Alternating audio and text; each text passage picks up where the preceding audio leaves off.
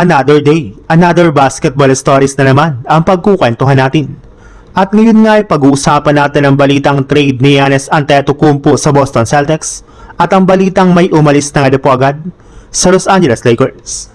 Nabuhay na naman nga po ang trade ni Giannis Antetokounmpo bago pumasok ang offseason matapos ibalita ni Shams Charania ng ESPN na open na nga po ang front office ng Milwaukee Bucks na makipag-usap patungkol sa trade ng kanilang superstar.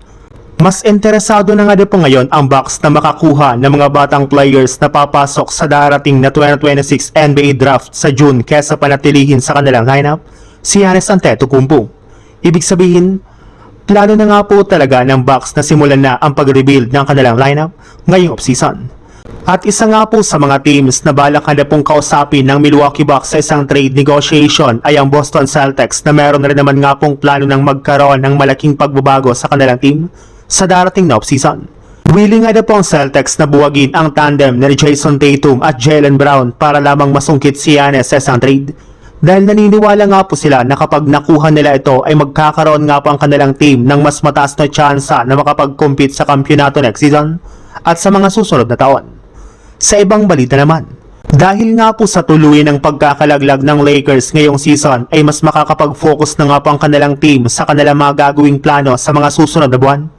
Lalo pat isa nga po sila sa mga teams na may pinakamaraming player na magiging isa ng free agent kagaya na lang ni Rui Hachimura, LeBron James, Luke Kennard, Maxi Kleber at si Jackson Hayes na tuloy nang tapos ang kasalukuyang kontrata at magiging isa ng ganap na unrestricted free agent sa darating na offseason at sina Austin Reeves, DeAndre Ayton at Marcus Smart na meron nalang player option sa kanilang kontrata at si Dalton Kenneth na mayroong team option. Ibig sabihin, ang mga players na lang naman nga po na sigurado nang babalik sa Lakers ay sina Luka Doncic, Jared Vanderbilt, Jake LaRavia, Bronny James at si Ado Thiero. At base nga po sa pinakahuling inilabas na balita,